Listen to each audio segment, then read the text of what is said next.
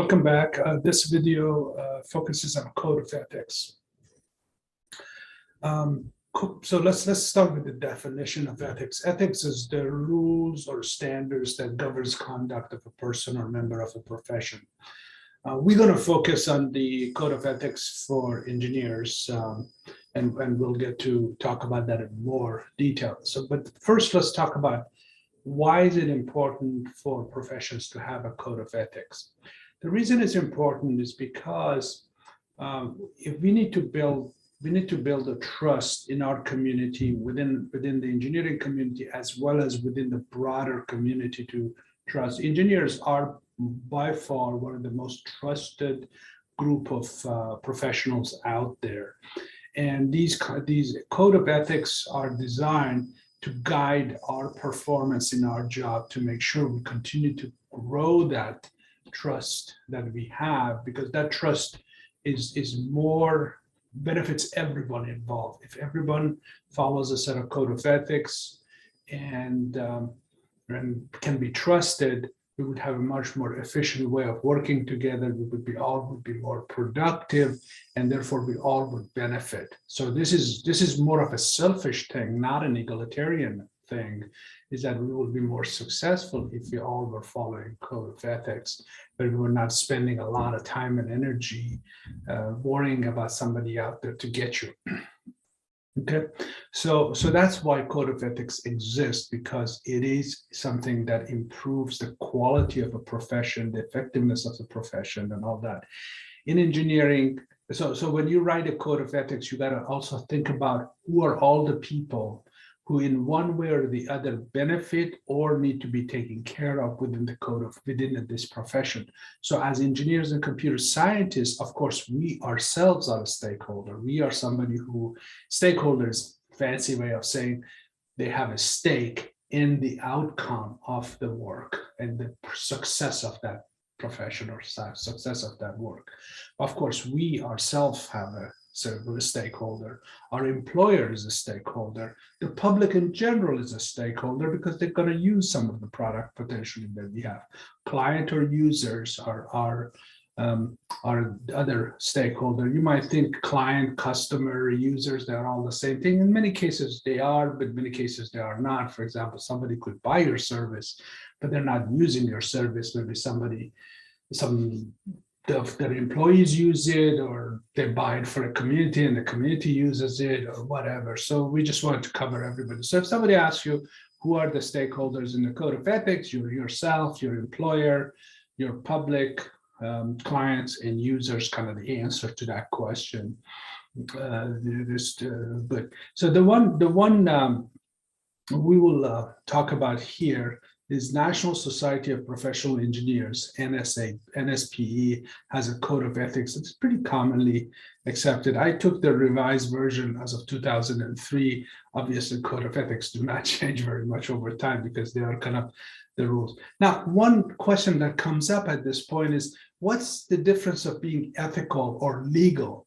I think there are overlaps. But in my view is that something could be legal, but not necessarily ethical.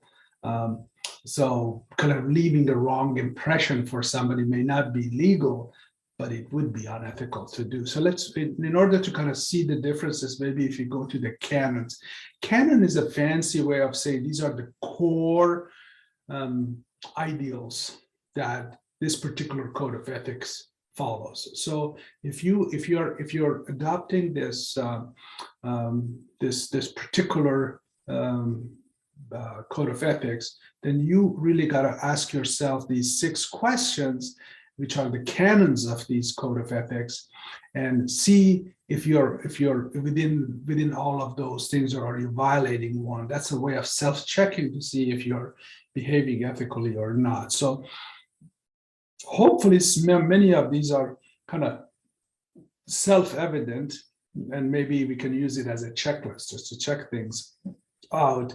One is hold paramount the safety, health, and welfare of public. Yeah, we don't want to hurt anybody. Perform services only in the area of their competence. You're only going to do things you know how to do. Good. Item 3 is issues public statement only in an objective and truthful way. So you don't try to deceive anybody. You say what you believe to be correct all the time. Act for each employer or client as faithful agents or trustees. So when you work for somebody, you are trying to help them do what they ask you to do and try to support their objective.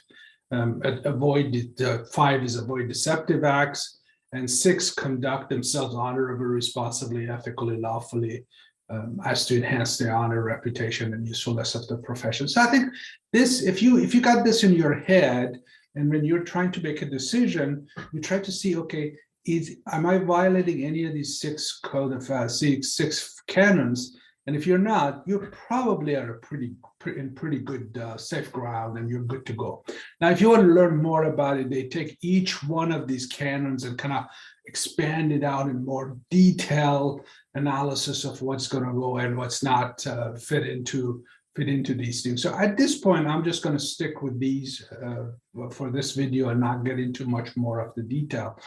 So what we got going here now is that we got these canons. So let's go ahead and go to the. I have some questions that we put out there from that question. Let's take it. So first thing, 10. What is the 6 fundamental canons of NPSE Code of Ethics? That's exactly this one. So we want to always have these 6 in mind.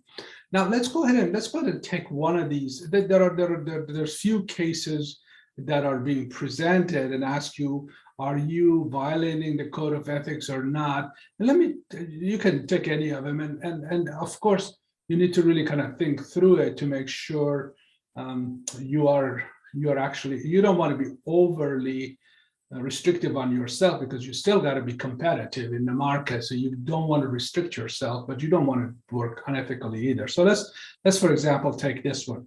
Your company has a contract. So we're talking about this 14. So it says, okay, you work for a company, and the company's got to build a bridge. Material specified in this contract is no longer readily available. So your company substitute another type of material. What are your disclosure responsibility at the point, and to whom? Okay, so basically it says you contracted to build this bridge.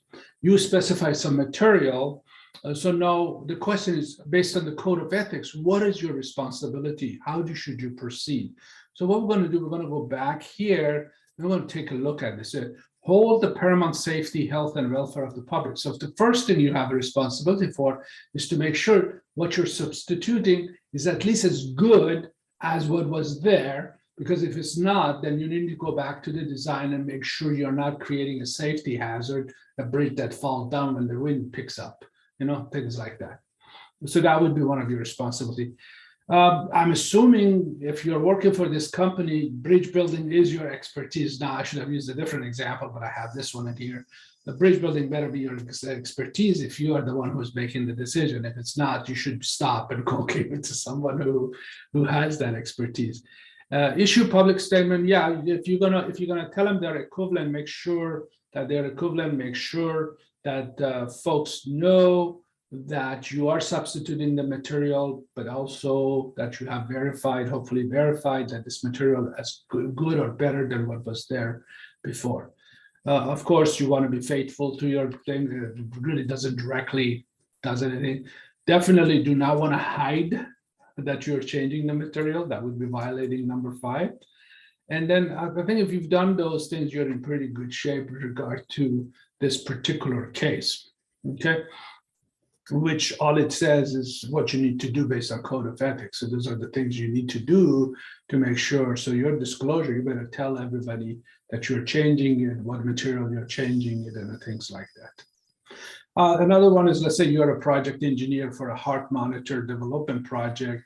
You have been reviewing the test data, and you see that 2 out of 100,000 tests failed.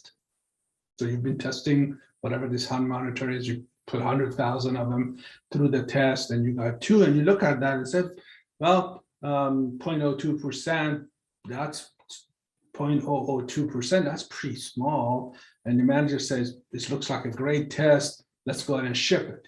what is your ethical responsibility based on specific canons that are there.